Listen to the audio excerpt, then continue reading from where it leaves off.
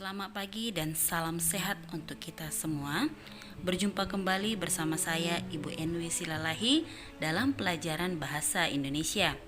Kali ini Ibu akan membawakan pelajaran teks eksplanasi di kelas 11. Nah, adapun tujuan dari pembelajaran kita kali ini adalah agar kita memahami informasi berupa pengetahuan dan urutan kejadian dari yang didengar atau yang dibaca, menemukan makna tersirat dalam teks eksplanasi secara lisan dan tulis, menyusun bagian-bagian pokok teks eksplanasi, dan menyajikan hasil teks eksplanasi ketika kita disuruh untuk mempresentasikan teks eksplanasi tersebut di depan kelas ataupun secara daring. Nah, kita berbicara tentang teks eksplanasi. Terlebih dahulu kita harus memahami apa itu teks eksplanasi. Nah, di sini ada pengertian teks eksplanasi, yaitu teks yang menjelaskan mengenai proses terjadinya suatu fenomena alam atau sosial maupun peristiwa dan pengalaman pribadi melalui media teks. Misalnya fenomena alam itu gerhana, pelangi, matahari kembar atau yang lain. Nah, kalau dia sosial, misalnya tentang kemiskinan, kesenjangan sosial. Oke, kita lanjut ke struktur teks eksplanasi.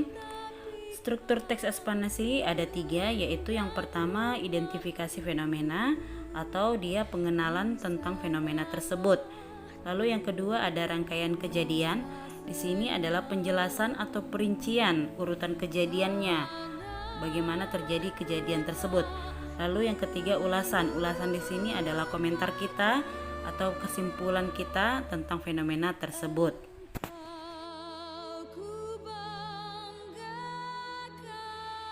Berikutnya kita masuk ke dalam pola pengembangan isi teks eksplanasi. Di situ ada pola kronologis atau disusun berdasarkan urutan waktu. Lalu yang kedua pola kausalitas atau disusun berdasarkan hubungan sebab akibat. Baik, kita lanjut ke ciri-ciri teks eksplanasi. Yang pertama itu strukturnya terdiri dari pernyataan umum, deretan penjelas, dan interpretasi. Lalu yang berikutnya memuatkan informasi berdasarkan fakta. Lalu yang ketiga faktualnya memuat informasi bersifat keilmuan atau sains.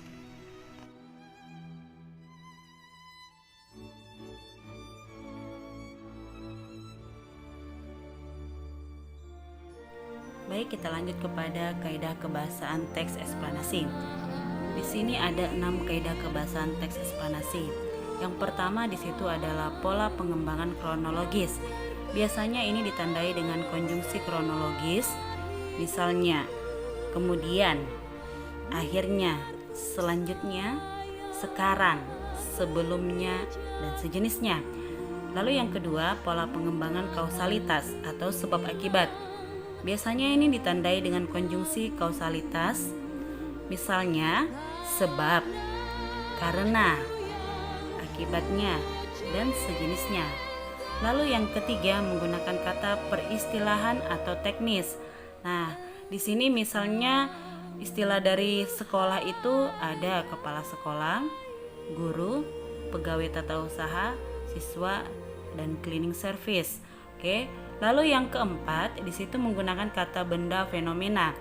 Nah, di situ misalnya gerhana matahari, banjir, hujan es, dan lain-lain.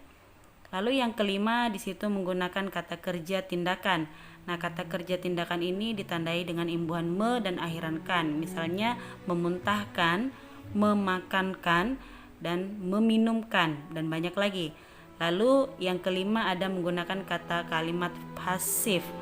Oke, di sini contohnya adalah kayu itu dipotong oleh ayah.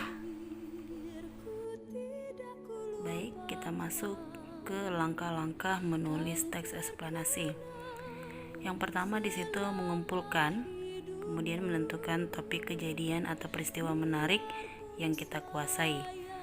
Lalu yang kedua menyusun kerangka eksplanasi. Lalu yang ketiga di situ mengumpulkan berbagai bahan atau data berupa fakta dari pendapat ahli. Ini bisa kita dapatkan dari studi literatur atau observasi. Lalu yang keempat mengembangkan kerangka. Dan yang kelima, yang terakhir di situ menyunting dan mengoreksi teks yang ditulis.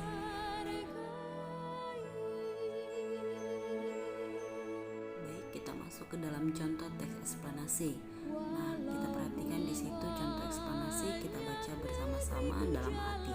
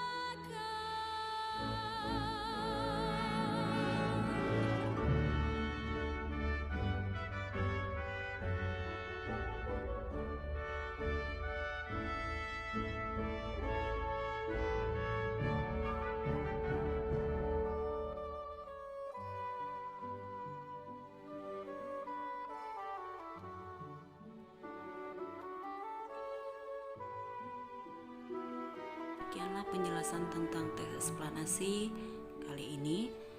Semoga apa yang Ibu jelaskan, anak didik kami dapat memahaminya. Sekian dan terima kasih.